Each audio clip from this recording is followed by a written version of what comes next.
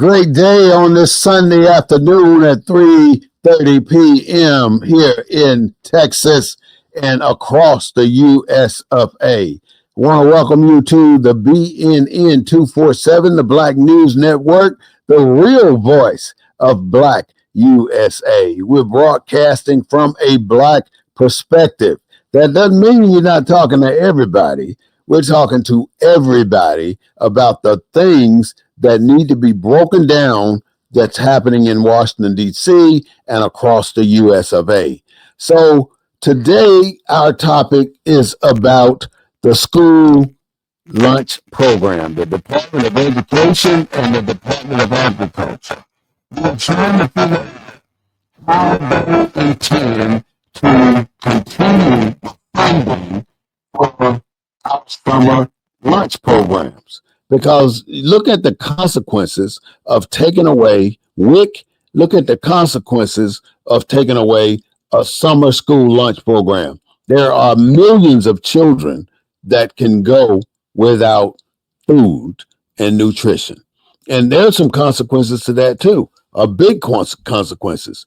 But without further ado, I would like to bring to the stage my co-host and my friend, Mr. Claude Foster. I want you to say hi to him and thank him for being here today.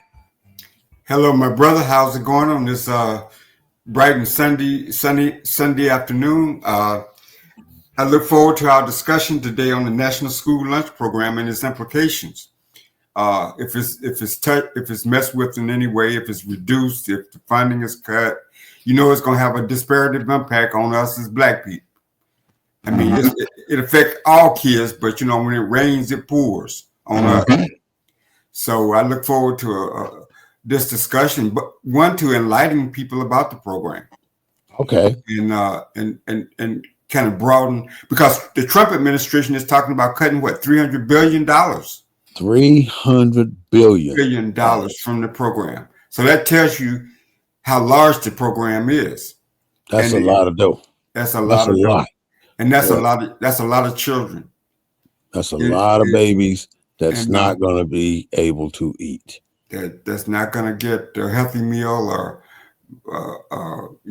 some states even feed in the summer after continue the program after school is out. I think Texas does that. Yeah, that's kind of what my concern has been. These kids, it's thousands of kids right here in the little city I'm in, going to the schools during the summer just to get a bag lunch. Right. And the parents depend on that too, because look at the cost of what it costs to feed a child during the summer when you go to school. Parents are not having to pay the cost right now. All of that stuff they pay it, but they're not paying it directly to the grocery store and preparing lunches for their children. So there's a consequence to that. But go ahead. And there's a political consequence, because just like with Medicaid, with Texas not expanding Medicaid, what's going to happen if the federal funds go from this program? Is Texas going to take up the slack? Does Texas care enough about the kids that we're talking about to pick up the slack? That's a political question our political leaders need to be asking. Because this whole program is federally funded by the U.S. Department of Agriculture, USDA. Yeah. And what I'm concerned, why lunch programs are important for us in our communities as middle class and upper lower class and on down. Has Trump been the first president since 1946 to even talk about cutting this program? I don't recall any other president. That's not going to concern anybody else. But Trump is those started to look at what we're giving to public school systems. So since 1946, when the program was signed into law, no president has cut it. No, not to my knowledge. I haven't seen any research on any president being concerned about what's going on with the school lunch program. Because it's such a vital program, and it's part of our national obligation. Yeah, it addresses food insecurities. Right. I mean, all of us can't afford food 3 meals a day or 2 meals a day. It preserves the summer learning.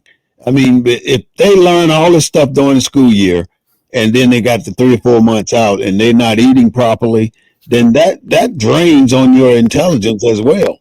It's a Right. healthy growth and development. It keeps the kids from going into the student frenzy where they eat anything they can get their hands on. It's a particular meal. It should be a healthy meal. As long as they can get it from, as long as the Department of Agriculture is providing it to the school system. And you got to understand, it's free and reduced lunch based on that family's income. If their income is below a certain level, it's free. If they make it just a little bit more, it's reduced. So, and they improved that act that you said 1946. was right. Okay, they did a modification to that act one time that I found, and it's called the Healthy, Hungry, Free Kids Act of 2010. They changed the way they feed the kids. They made the food more nutritious, and that's where the farmers come in from the Department of Agriculture by providing a certain level of a certain quality of food to the kids or to the schools to provide for the kids. Right. But if the irony of this discussion, if we just raise the minimum wage till around $10 an hour, you know what I'm saying? They're cutting these programs without changing the quality of life and the need of the people that. So you're taking away an expense that the families don't have, and now you're making the families responsible for it. If that mother is out there working a full-time job, making $7 an hour, and she qualifies for free lunch, and you're not impacting that $7 an hour, you're not jumping that up to $10 an hour, but yet you're gonna turn around and take the free lunch away from the child, man. Man, think how evil that is. That's very evil. And you know what? It doesn't only affect the lunch that they have at the school during the summer. It also cuts from the supplemental nutrition assistance program. And as well as WIC. Those programs, this bill or this cut is approved of 300. If they're part of this $300 billion. That's a big cut, man. 300 billion. It's a lot. It's way over what I'm thinking we should be taking from this program. It's already helping underprivileged kids in inner cities, but well, I think some of these programs, man, gonna hit some of these red states like Mississippi, Alabama, Georgia, Tennessee. You talking about poor white folks. Oh, we are. It ain't just poor. It ain't just black folks that's impacted. And I think they done got rid of the scalpel in the Trump administration. They done took out the butcher knife. They just cutting deep and they cutting hard. And eventually they cutting areas that don't really affect well-to-do people. Well, they are starting now. They are the red states, the Texas, the Mississippis, the Alabamas, and all this kind of stuff. What do you mean they're the red states? What do you mean? They vote Republican. Okay. The blue states, they vote Democrat. Okay. So the red states is where this going to have a significant impact. That's where the red states are where most of the minorities are in this country. Okay. At least black folks are in the red states. The Alabama, the Mississippi, the Georgia, the Tennessee, the Arkansas, red state, all red states. So are those states governments going to push back on this? Well, the government's going to have to pick up the cost either way you look at it. You think Mississippi going to pick up the cost, man? They're not going to do it. They're not going to do it at the same level. In other words, this is what's happening here. The quality of food right now is the way it should be, And so however, what would be if they put a fairy on the program? Then they start to get this thing called commodity food. Commodity food, if you don't know it, is what we grew up on in the South because we were of low income status. We were low income students. So because we were low income students, they gave us this box of commodity products: powdered milk, powdered eggs, a big block of cheese that come from some warehouse. You remember that big block of cheese? But they don't do that no That's the more. best cheese I ever ate, though, to be honest with you. But they don't do that. Do they? Yeah, they do. I just went to a house a couple of months ago, and they had the two big boxes from the Department of Agriculture with the big block of cheese, the no name eggs, the no name milk. It was all in this box. I should have took pictures of that box. Yeah, you should have took a picture of it. Had it on. It's got beans in it. It's got contents in it, and they names on the packages. Wow. They are still funding, and they do this once a month in the state of Mississippi, especially right there in the Delta. They are giving out these boxes full of nutritional items from the Department of Agriculture for families who are of low income status and who have low income students who have kids. So the it's still being done behind the curtain. Okay. So I commend Mississippi on that part to be giving out that type of product, and the product's not bad.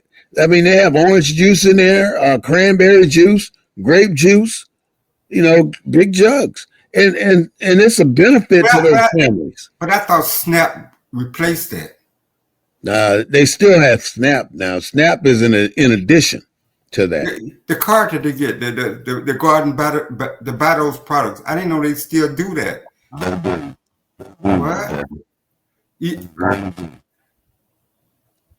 So the funding source for the school lunch program is through the combination of federal, state, and local sources, ensuring there's a robust amount of financing for the system. So if the federal pull out, you're still going to have some funding from the state and some local sources. Now, what are we doing though? In the meantime, while all this government stuff is going on, you got families out here, you got people out here that can take their organizations and supplement what's not happening in these schools and to ensure that children eat during the summer. That's our objective here, is to see that we got consistency of feeding these children during the summer. So in order to do that, how do we mobilize? How do we call to action these organizations in the city and in our cities? And speaking primarily of the Divine Nine, I'm talking about other organizations outside the Divine Nine, the 501c3s. All these different organizations should actively be thinking about what can they do to assist these schools during the summer to support these children. They can do that.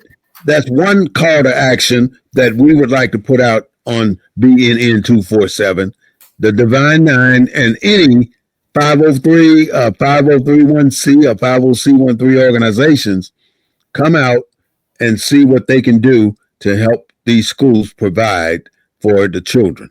Now, there's a school in almost every neighborhood. How many times have the family members taken the time to understand what's actually happening in this school? They need to go to this school. It's got to be a partnership with farmers. It's got to be a collaboration with fraternities, with every single entity in the city to ensure that the children are fed. We've got to feed the children. And right now, if we don't step in and do something, the quality of what these children will be eating is below standard. How would you like them to be eating processed chicken every time they go to the school? these patties, these nuggets, and anything else that's made from meat being combined together from thousands of cows and made into a hamburger bun, or 100 million chickens, pieces and bones being made into a nugget. How would you like your child to go through a school and have to eat that during the summer? We can do better. There's a lot of us capable of putting more into this. Well, I mean, I appreciate your thoughts on that, but not only are not we feeding the children nutritiously, we're not feeding them academically. A lot of these schools, the kids are failing, and the community hadn't necessarily. Huh?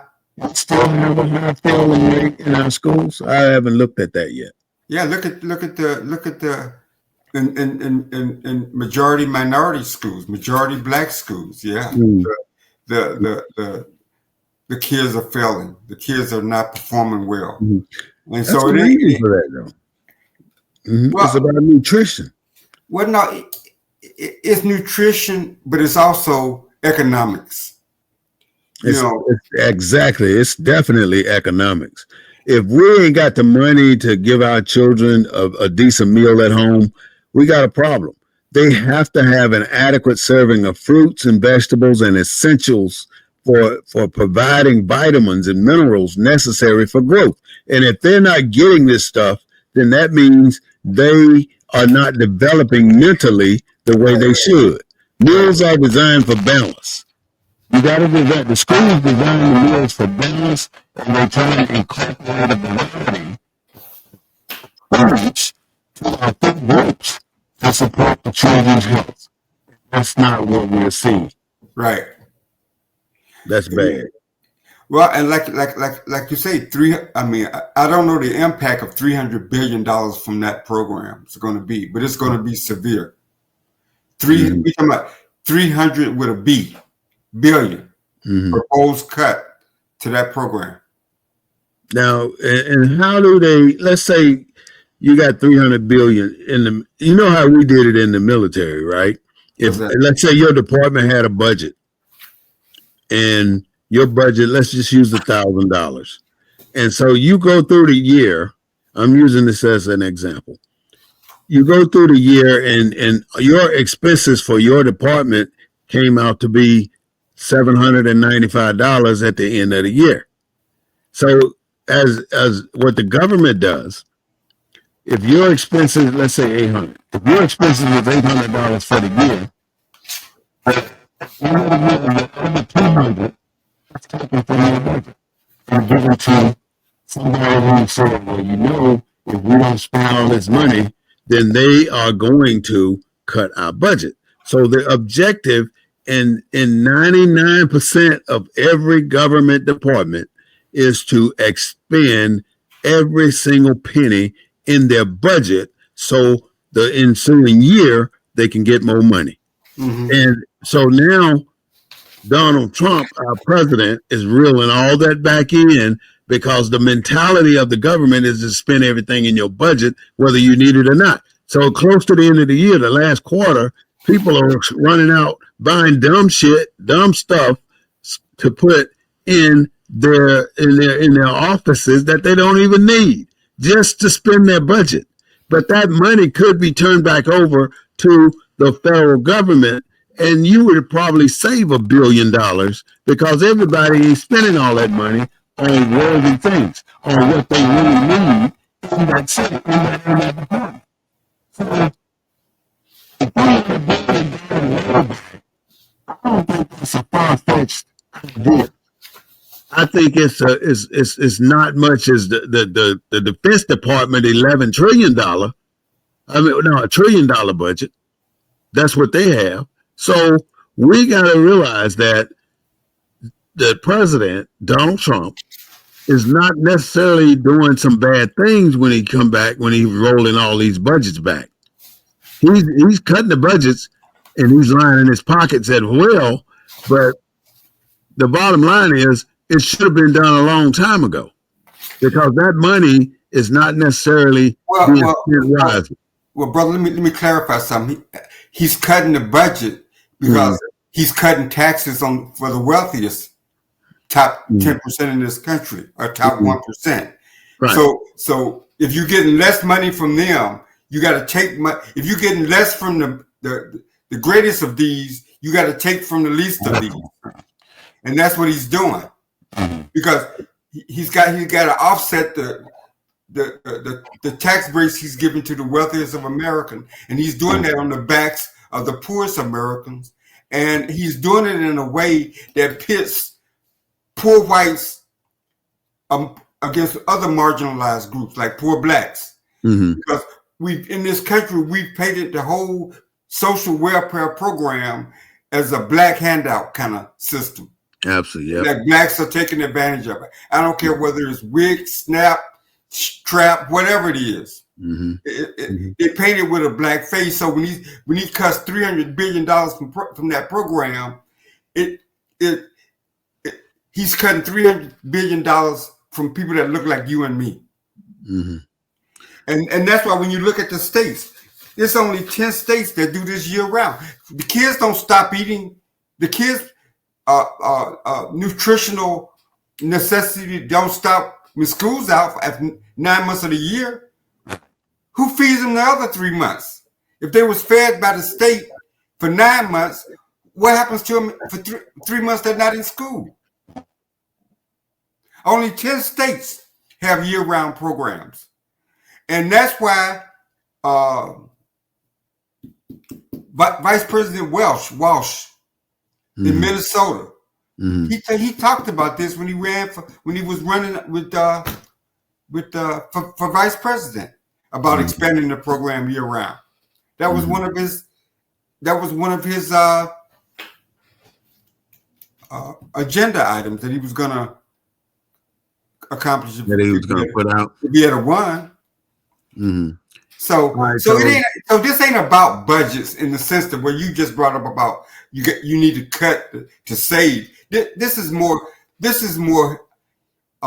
evil in terms of the impact of it.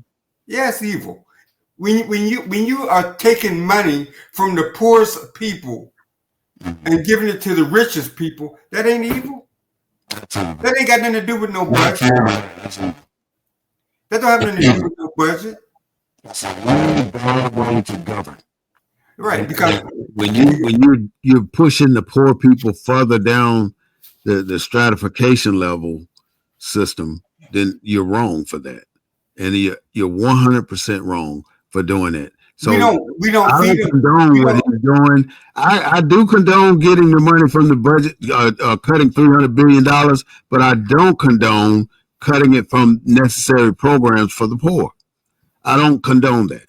So there's a big. They shouldn't even be focused on little things like school lunch program. I bet that ain't even enough to even consider cutting.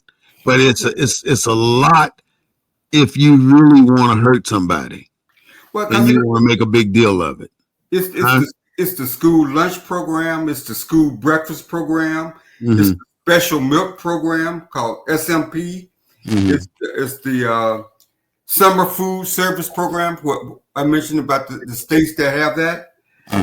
Child and adult care food program. So it's more than just the kids getting breakfast at school or getting free lunch at school. It covers across the whole range of society, from childhood to adulthood. You know, I mean, and he's taking money. Think about it, man. If you got a body, and the first thing that you gonna grab, you gonna take out the heart. You're just gonna snatch out the heart. Yeah. Is the body gonna survive? No. You take away nutrition out of the body, healthy food, a balanced diet. Is the body gonna survive? Is the mind gonna function? No, it's not. And so, all right. So what I'm saying is, it's evil when you look at the amount of money that he's taking from just that one program. He's taking money from other programs because the reason why they're trying to cut the budget, they're trying to do some stuff on the other side. And this is where there's got to be a greater understanding on the public side about what is really going on. Because I just, unless, I mean, you hear our elected officials, you don't really hear them talking about this. Not really. And that's a problem. There hadn't really been a big problem.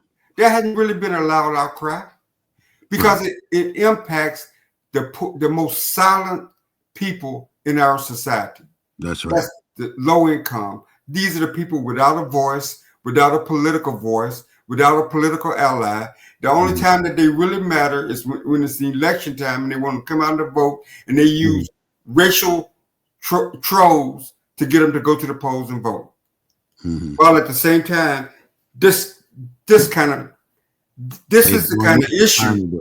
Yeah. I bet we can scan the internet, scan all the podcasts, and this is probably one of the few programs talking about this issue. So what are some of the things that are positive about the school program? I kind of did a little research on it, and I came up with it definitely improves the student health. I mean, these kids are growing, and they don't grow if they don't get the proper nutrition.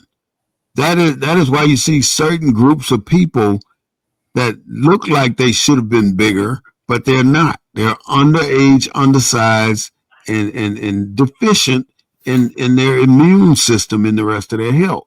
Nutritional meals contribute to better overall health among students, and it fosters a healthier lifestyle for these children. And that is what we've been trying to work on and in our children.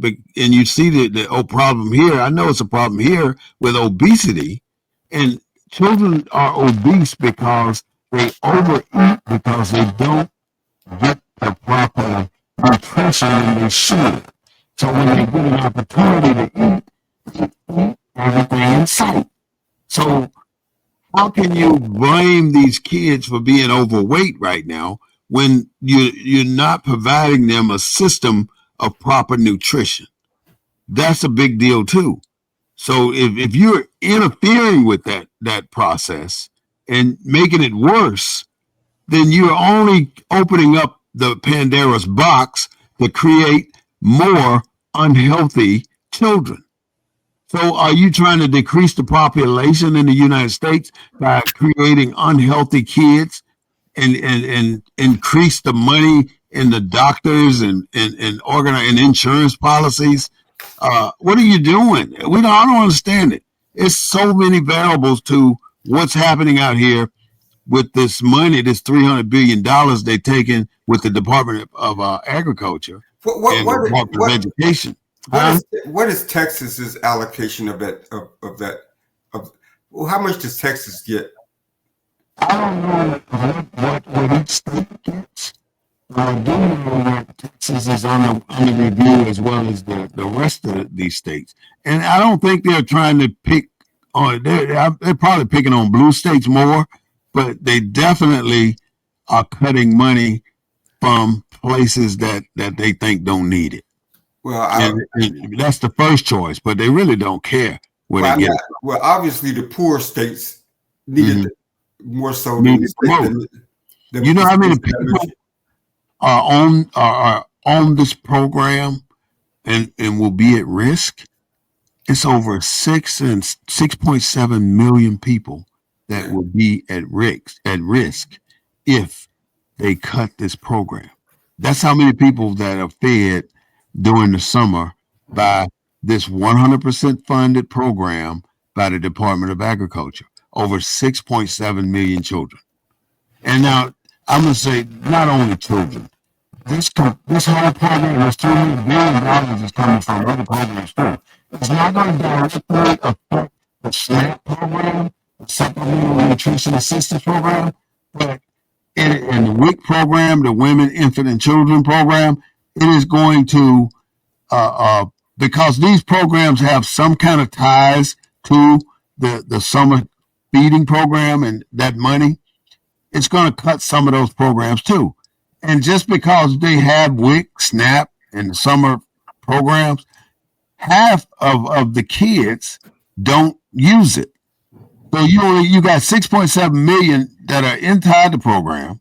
You got another 10 million that don't even bother to be in that program, or the parents don't give them the opportunity to be in that program. So this is why you have the problem of obesity. You have the problem of underperforming children in school and low grades, because they don't make the process available to everybody. You can be 30% over 130% below the poverty level, and you don't qualify for these programs. But you have to be below the poverty level to be eligible. And for that many people, 6.7 million to be on the program, that's a lot of people below the poverty level. That's a whole lot of people. Well, you got different categories now. You got free and reduced, and then you got people that pay the full price. So everybody at a school, if you were on the north side of San Antonio, and you go to a school over there, probably nobody there is on free or reduced lunch. So because it's based on family income. Yeah. So the poorer the area, I mean, that's why I go back to the red states. You get into Alabama, Mississippi, Louisiana, Arkansas. The majority of the kids that look like you and me are going to be on those free and reduced lunch program because of the income level of their parents. And just because something is reduced, a parent may be on the margin, making the absolute minimum margin, and the lunch ain't free, it's reduced. And the parent can't afford to pay that reduced price, so the kid goes without lunch. I think nutrition. First of all, I think the program. If a parent is making $7 an hour on a job, the meal should be free. The nutritional program at school should be free, but it's on a sliding scale. Yeah. How are you going to be 130% below the poverty level? That's crazy. You got to be almost living on shoestrings and leather. Boiling your shoes to eat. Well, if you're 130% below the poverty, what's the poverty level? 27,000. Okay, if you're a family of four and you're at 130% of the poverty level, you can make up to $3,482.92 a month. That's it. So that breaks down to what? A year? $600, $700 a week. Okay, if a family of four at 130%, that breaks down. You can make no more than $41,795 a month, a year. It's almost impossible to live in America with that income. Those people work two jobs. That's a year. If you're making a $7 an hour job and you got two people in that household and two kids, they barely making $40,000 a year between the both of them. And you can't make it like that. You on WIC, you on SNAP, you got all. But now let me throw this at you. Now the state of Texas just passed vouchers, right? Yes. So if you want to use a voucher, if you want the state to give you voucher money, you can make 5%, 500% of the federal poverty guidelines, right? You know how much that is a month? For a family of four, 500% to be eligible for them $1,000 vouchers, you can make at 500%, you can make up to $16,075 a month. Now, who was that for? Who is that benefiting, bro? It ain't benefiting the poor. Who is that for? How did they pass a law like that? No, listen, look. Okay, let me tell you how much that is a month. For a family of four at 500%, that means that family of four that wants that $1,000 voucher from Texas can make $160,750 a year. And your tax dollars can go to that family for them to send their kid to a private school.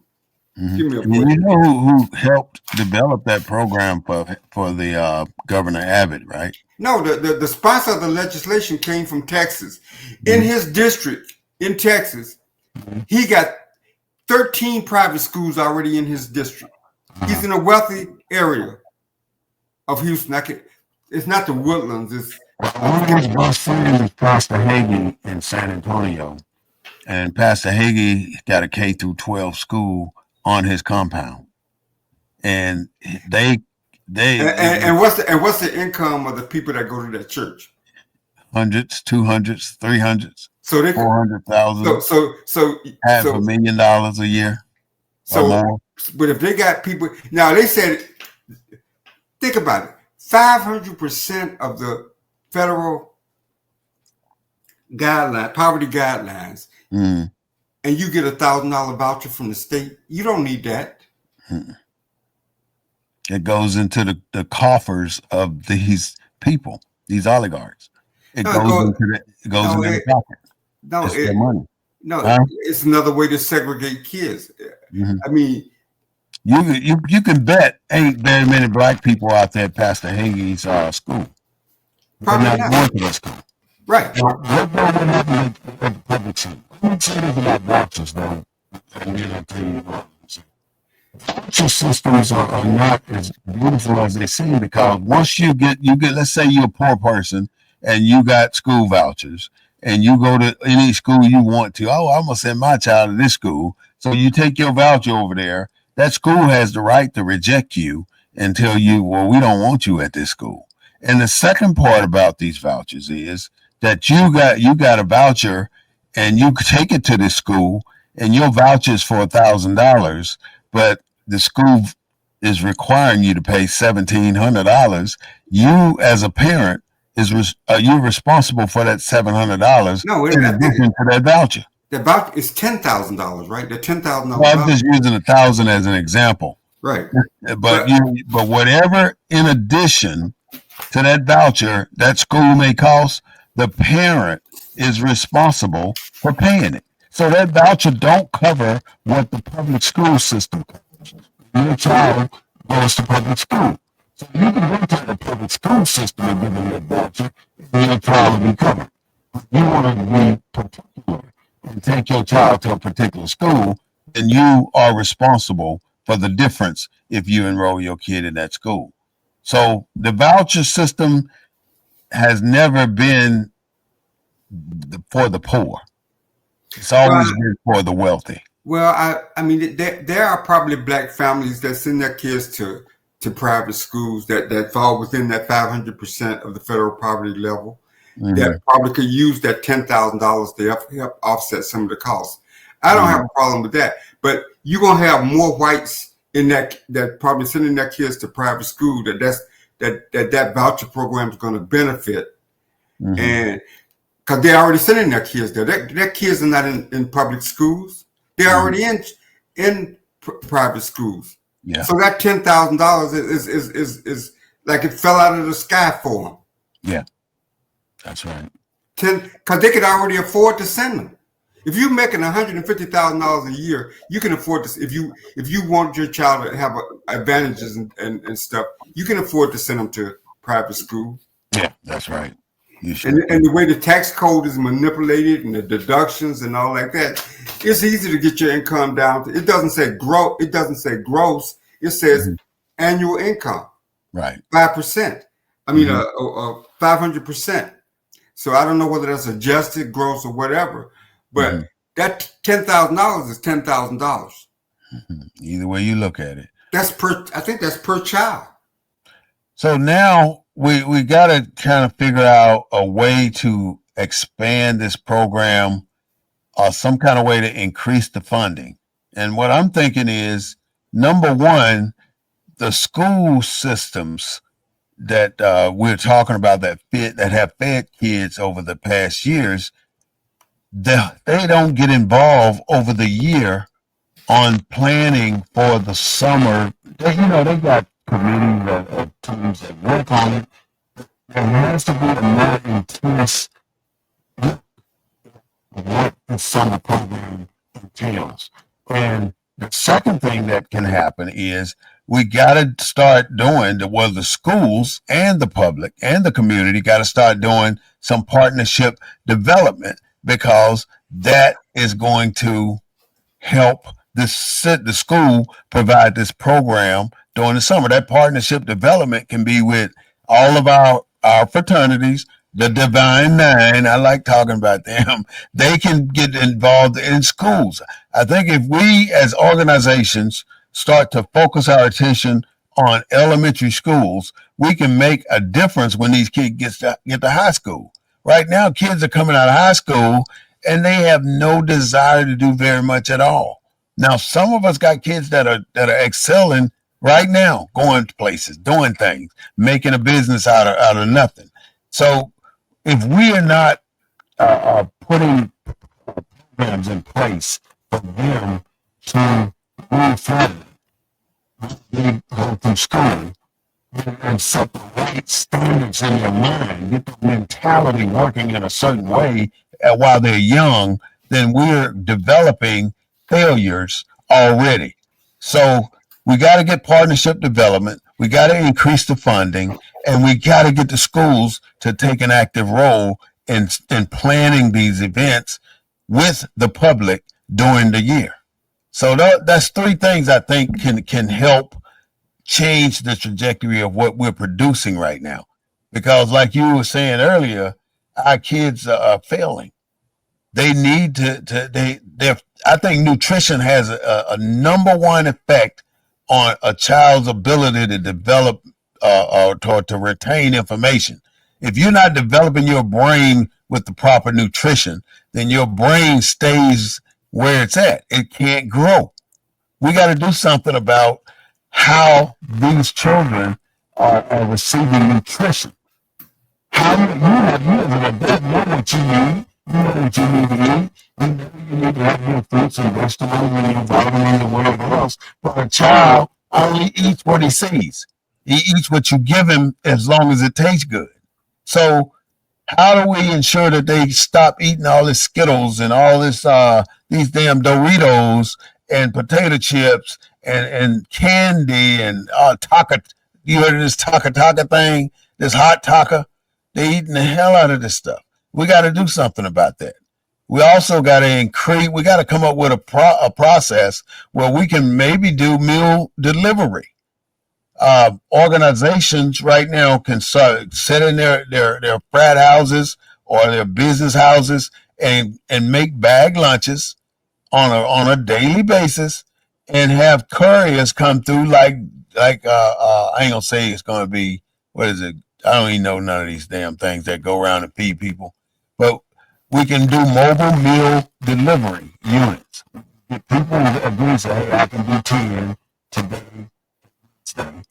we set people up so they can start delivering these meals. And we want to ensure these children eat right. Because some parents tell their kids, you better not leave this damn house. They're at work and the child sitting at home opening the refrigerator every other hour, but ain't nothing in there. You know, they still got to eat. So if we would set our own systems up and take that active role, we can go somewhere. But one thing about communities, Claude, that I've noticed, communities now have grown into independent communities. Your community is in your home, and that's it. Most communities are not functioning as a community where at least 7 out of 10 houses are participating in a particular event. In some close-knit communities, like this community I know called Dignowity. Dignowity is the oldest community in San Antonio. They still have that. That's what I think is beautiful about it. So what I'm saying is we got to come back as communities now. Somebody got to start knocking on doors and asking people to meet. Dinwiddie is in District 2, right? Yeah, it's in District 2. So why did they have the lowest voter turnout in the recent municipal elections in District 2? That's a daggum good question. I wish I could answer it.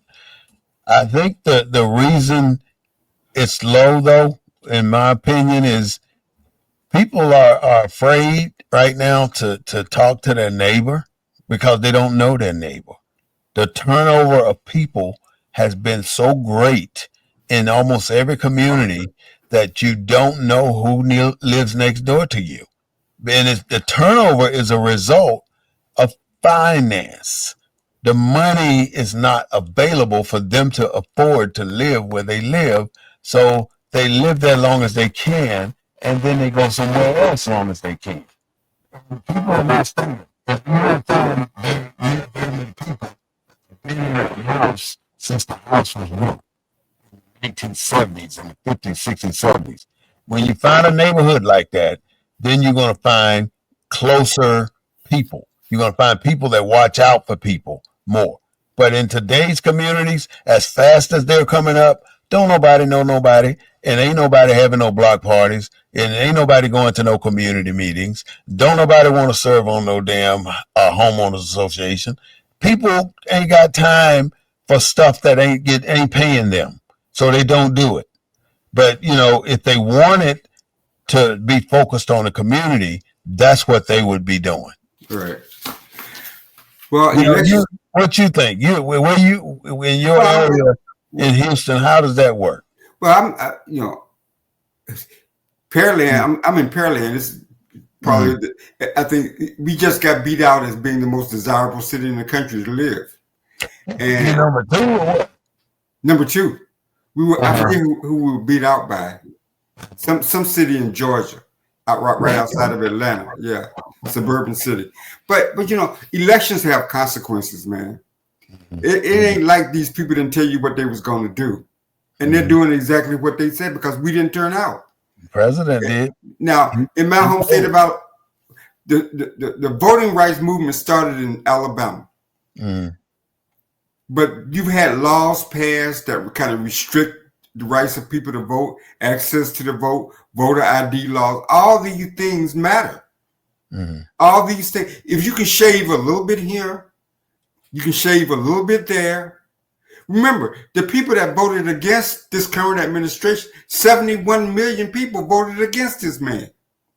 So all you got to do is shave a little bit over here, a little bit in this state, a little bit in that state, a little bit over here. And that's what they did. And we sat back and allowed it to happen. Now we're suffering the consequences. I don't think that we did a good job of explaining people that on free and reduced lunch why they need to get out there and vote. Because the axe is coming. Same thing with people on Medicare and Medicaid and stuff like that. Because we wasn't talking about those issues. We were talking about racism and in a broad sense. But the onslaught, the attack on these programs is racial. You can't convince me otherwise. It has a racial undertone. Because the people impacted the most with these job cuts and all these policies look like you and me. And I just don't think that there's enough of these kind of shows around to talk to people in the way we talk to them to elevate their political engagement. So this kind of stuff don't happen to them. Sound like you're going straight back to the vote.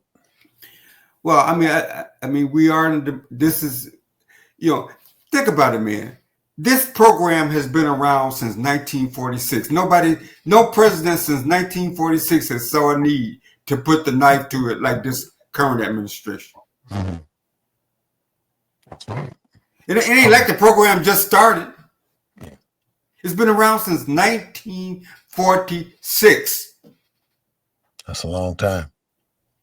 And it has it, I guess they're trying to say these other presidents probably said, well, it ain't broke, so don't touch it.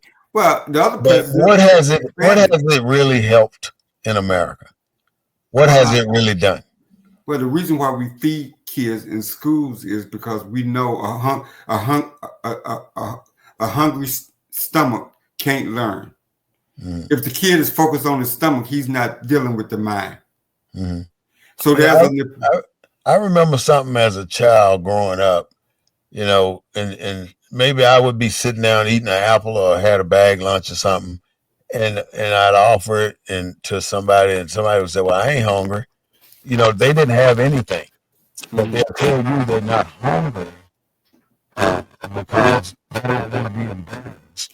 Man, you have people.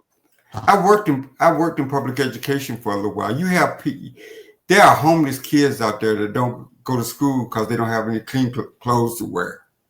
There are kids that avoid schools because they don't have whatever whatever it is that they need to go to school. I mean, there are serious. Look at what it costs to go to school now. What each parent has to pay. You got to go. You got a laundry list of items that you got to go get for your child to go to school. Yeah, just ask any educator how much they spend on supplementing, on buying items so make sure kids got pencils and paper and stuff when they get to the classroom. The schools do a good job, of providing supplies and stuff like that. But for a long time, the educators were doing that. Teachers were going into their pockets, buying things for kids, and they still do go into their pocket. And that's why we really got to appreciate our educators. But yeah, man, but there are consequences, and we can talk about this issue, but $500 billion from a program that is, I don't think that until this administration, I don't think that you heard anybody even question the free and reduced lunch program. Mm-hmm. So they're targeting nutrition. They're targeting health. Seems like health is because if you're taking away food. No, they're not targeting nutrition, bro. They targeting black people. They targeting what the government spends, and they're saying that black people poor people are an easy target. The $500 billion. If you're trying to cut taxes for the wealthy, you got to find cuts up somewhere else to offset that. You gonna look is at the poorest. Yeah, I mean, you go to the path of least resistance. That's where you go. That's exactly what it is. You go to you focus on the most vulnerable, the elderly, the poor. That's where you go. Medicaid, because they don't make no noise. They don't do no pushback. They are organizations. That's why you have organizations. That's why you have politicians to speak on their behalf. I just think that we kind of dropped the ball. Yeah. I think that collectively, the collective community dropped the ball. And now the people that can afford to suffer the least are being hurt the most. Because as a collective, as a community-wide collective, we dropped the ball. We got sidetracked on shit that don't matter. Yeah. We got sidetracked on fighting for rights that don't mean shit. Mm-hmm. That's right. And real people are suffering because of it. Because our leaders got sidetracked on bullshit. Mm-hmm. That's true. The cost a lot. Yeah. The cost is not tomorrow. It's long term. You get more kids growing up that can't learn in school. So what do the doctors do, or the teachers do, or the parents do? They try to put the kids on drugs like Ritalin or these other supplemental drugs. The kids suffer too. Yeah. Huh?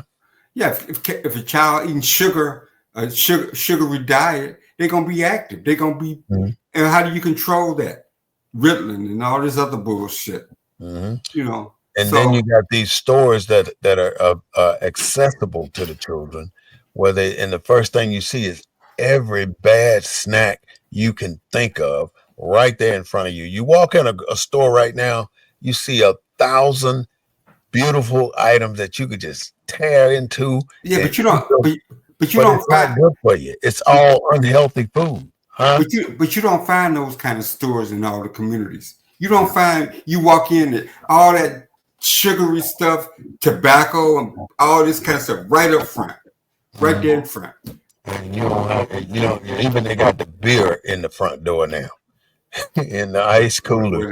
They got that everywhere. It's sad, and all I'm saying is the country is not developing people to take care of the country. It's developing people to destroy the country because these people that are growing up now are coming out of high school with no opportunities to go nowhere, no trade to go nowhere, no money to go nowhere, no brain or no smarts to go to college, no smarts to go get a job. So what are they going to do? They're going to target the very people that put you in that position, the rich. And they're going to start taking and taking and taking. And now you're going to want to put them in prison. So you're talking about having half of America in prison. How are you going to do that? You're trying to disappear entire race of people? Yeah. Entire class of people?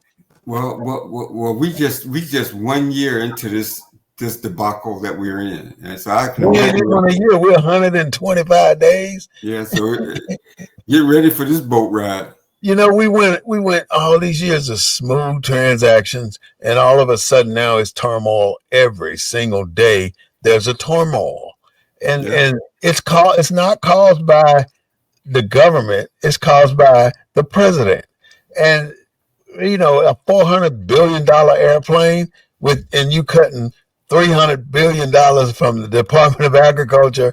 Come on, man. It's got to be better than that. We got to operate better than that and put a picture out there better than that, because now you got 1,000 other countries looking at America saying that they out of their damn mind over there. What is happening with America? And then you got our president bringing over the president of South Africa and sitting him in the office and we're trying to embarrass him with some fake news that you haven't even been. You have nobody because you wanted to bring 42 Elon Musk buddies to America and make them citizens. And that's what you did. And as you didn't know, Elon Musk is from South Africa. That's his native home. So it's a problem here in America. And it's a problem the way we're conducting business. But didn't we know that? Then we know what? Everything you just said, didn't we know that prior to the election? Somebody act like they didn't give a damn about knowing that. They did. They voted for this man thinking that it was going to benefit them. And a lot of Hispanics voted for him too. And he targeted them first. And now, because there's nobody at the border trying to get in here, he's going into the universities. He just cut Harvard, all the foreign aid students that come over to Harvard, 1,000 kids, registered to go to Harvard. But I heard on the news this morning that he did that. Mm-hmm. He's mad at all the Ivy League schools because Barron didn't get selected to go to any of those schools. See, Obama's daughters got selected to go to Harvard. That chair. And you know what? You are 100% on that one. He probably is mad because they didn't select him. No, he's going to NYU. The Obamas, their kids, he wants to outdo Obama, right? His daughters went to Harvard, and Byron wasn't selected for Harvard, Yale, or any of those Ivy League schools. Now here you are, here you are, the richest man in the world. You're Mr. Ivy League, and your son don't go because he ain't got it. All right, so we're getting close to a close. So, Claude, can I get your final comments on the school lunch or whatever you may want to talk about? Can you give it to us? Well, I'll just briefly say, since we've gone past our time, that politics matter. There are consequences when we don't vote. There's consequences when we don't register to vote, and there's consequences when we don't show up at the polls. And the consequences gonna hurt some more so than others. I mean, if you got a job and a decent salary, you can weather this storm. But if you're making $7 an hour and you can't afford to 3 meals a day, afford to pay for lunch for your kids, because lunch ain't cheap. Mm-hmm. You know what the price of lunch is at a school? No, how much? It's quite a bit. I can't think of the right amount, but it's more than $2. Mm-hmm. You know, so elections have consequences, and if you learn one thing from watching our show is, that's the name of the game, and we trying to give you the information for you to get in the game, and you can't sit on the sidelines. I don't care whether you're making $7 an hour or just working off tips, because it's going to have something. Whoever gets elected going to have an impact on how you live your life. Mm-hmm. So I'll just end with that. All right, there you have it. There, Mr. Claude Foster talking about the consequences of not getting yourself registered and not voting when you have the opportunity to. So with that, I'm going to go ahead and proceed to close. I want to thank Mr. Claude Foster for being a part of the Black News Network and BNN 247. And we will definitely be back next Sunday with a different topic of discussion. So thank you, Mr. Claude, for your active input with BNN 247. We're focused on the school lunch program because it's very important to our families, to the success of our youth. Not only Black children, Hispanic children, Indian children, Korean children, there are children all over this country that are suffering financially and nutritionally. So today our discussion was about addressing food insecurities to our schools for our children in our school age years. We want to prevent the summer learning loss, because if they're not getting a proper nutrition and they're taken away from this routine that they have of going to the school, then they're going to lose a lot of the mentality that they gain during the school year. Supporting healthy growth and development. If they're not eating a nutritious meal provided by the Department of Agriculture, which that's who supplement the schools with this good food, if they're not receiving this during the summer, then your body fails to develop in a proper manner. Until your body, you have to try and work with systems to keep our children fed during the summer when they're not going to school. Now, it's a relief when they go into school for the parents. They don't have to worry about their child eating lunch. But there are children still at school today that can't afford a reduced lunch at school, and they won't trouble their parents to do more than what they do to get them that free lunch. So they sit at school and watch other kids eat, and they say, "Oh, I ain't hungry." And it's a damn lie. I've sit there and I've been there in that situation. It's been a long time ago, but I was in the situation. So children have to be fed, and it's up to the communities to start to get involved. Like Mr. Claude said, there are consequences to you getting home, locking your door, and staying inside and not participating in what's going on at your school, at your community center, neighborhood, local government, police department, where you live. You have to be involved. They have to know who you are some kind of way or another. And it doesn't matter that you might be from a million-strong city. You got local precincts in that city.